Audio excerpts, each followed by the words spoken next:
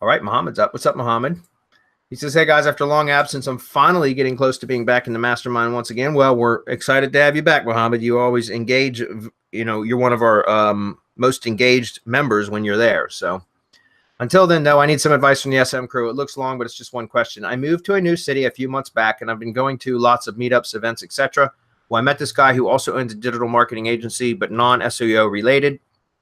And I told him about the SM way, build assets, generate leads, and use those assets to profit. Apparently, this is rocket science because I got blasted. He couldn't believe that lead gen was an ethical thing since the business's results weren't guaranteed.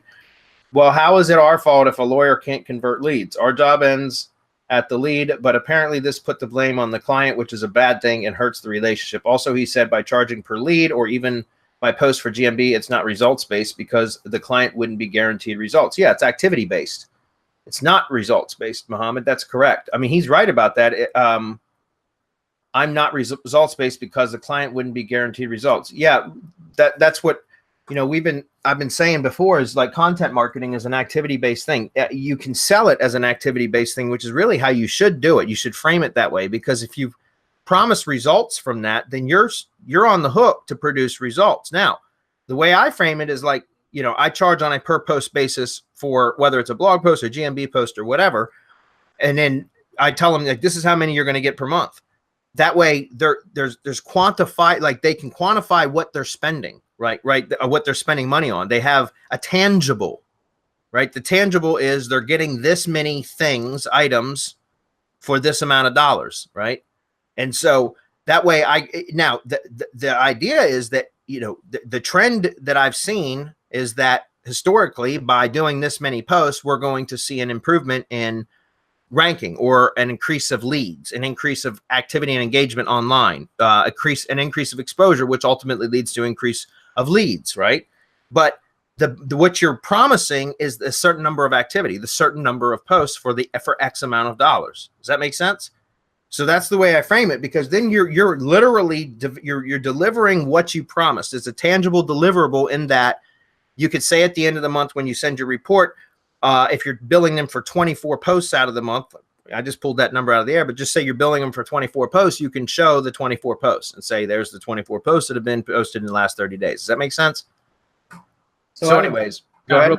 I would say that there's two other things too, because also like you said, Bradley, I know you work with at least one partner that you do results-based, but it's just based on closed leads, right? So that's the other way I think of thinking about this. And the other thing, Mohammed, is to say, well, then, how does PPC work? Because Google will send lawyers leads or clicks for $150 a pop, but they don't guarantee them anything. Those aren't leads either. Those are just clicks. Yeah. So, I think that's your kind of comeback if you need one, which you don't. You're in the right. There's nothing unethical about what you're doing. It's just the matter of framing it. And obviously, this guy, and about it for some reason. And Mohammed, I see what you're saying. He said, to be honest, it was just a discussion, but I didn't like being talked down to for what I know is ethical. How would you guys react to that? Well, Mohammed, one thing is your confidence will grow over time, buddy. It will, and so. I could see you being on the defensive as I have been in the past. But, once you get to a certain level, then you could laugh at somebody that reacts like that because a better way, right? A better way that keeps you in control of the asset, right? Which puts you in ultimate, it keeps you, that's like job security. In other words, it's a way to secure revenue that for all the work that and maintain, it's a way to protect all the work that you did. That's the word I was looking for. Protect all the work that you've done because it's generating you revenue. And if for whatever reason a client decides that they don't want to pay you or they're just assholes and you don't like them anymore, you can kick them to the curb or they can stop paying you. It doesn't matter. However the relationship ends, good, bad, or ugly, it doesn't matter because you still have an asset that you can continue to monetize. Either by directing leads to another person or another company, whatever. You could sell the pay-per-call exchange, whatever. So that's what I would say is like, how is that not, so what I'm saying is you could laugh at something like that and just avoid a conversation like that altogether. Or if you had some higher confidence level, which will come with time, then you could rebut that in a smart way. I mean, like what Adam said with PPC, pay-per-click ads, the same thing. You're paying for a click. It's not a lead. It's not, sometimes it takes 3 or 4 clicks or 5 clicks to get to convert to an actual lead, right? Just because somebody clicks the website doesn't make them a lead. They have to submit a form or pick up the phone and call, right? At which point that becomes a conversion or a lead, right? But that a lot of the times there's multiple clicks for a lead before a conversion action occurs. And so is Google unethical for that? And maybe so, but so what? That's the normal. It's a normal business model, right? And one more thing is, like, the other pay-per lead type companies like Home Advisor. You should ask them about that. To me, that's unethical, because Home Advisor, now they tell you that they do this. So, but what Home Advisor does is generates the lead, right? And then they sell that same lead to 3 to 5 contractors, right? So there's 3 to 5 contractors that go bid on the same job that for the same lead, right? Does that make sense? And so what you're offering is exclusivity of leads. At least that's how I pitch my lead gen service. I say the leads that I generate are going to be 100% exclusively for you and you only. I won't cross-sell those leads to other contractors, unlike Home Advisor and some of the other pay-per-lead companies, right? So my point is, I would redirect it and say to that, like, hey, what do you? I'm unethical. My leads are my leads are exclusive. When I generate leads, they go to one person and one person only, whoever my service provider is. There are other companies out there that their entire business model is selling the same lead to multiple contractors. Okay.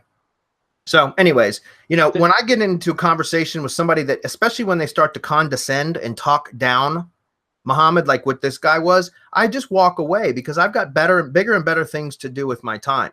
If I was going to debate the guy, I would just flat out say a couple things like what I just did with you. And I'd say, I'd turn around and walk away.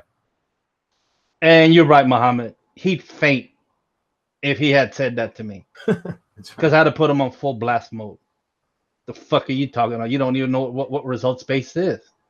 Yeah. If we're talking about results-based, because that at any part of that sales funnel could be the result. How do you define the result? I mean, you could go into a whole philosophical conversation with this guy on just the word result. What the fuck is a result? If you're promising your client a closed lead, then you'd better be in charge of closing, because there's no other way that you can promise a closed lead. You don't know what the guy's sales funnel is like. The guy's sales funnel could be atrocious. The conversion rate could be atrocious. And then you'd end up just butting your head against the wall, because you wouldn't be seeing any closed leads. That's one way, right? The what Bradley has with his partner, what I have with a few people. That's the result. The other way, your result is the fucker gets a call. That's the result. What happens with that call is definitely not your problem.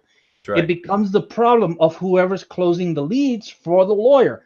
No, the lawyer is not responsible unless he's the one closing the leads. Now, if he's an idiot at closing, that's not your problem, because you still completed your goal, your result. I mean, this can go on and on and on, but I'd have never let this guy get away with this shit. He was just in his high horse. Man, get the fuck off your high horse, man. Come down here and talk to me. Otherwise, fuck you.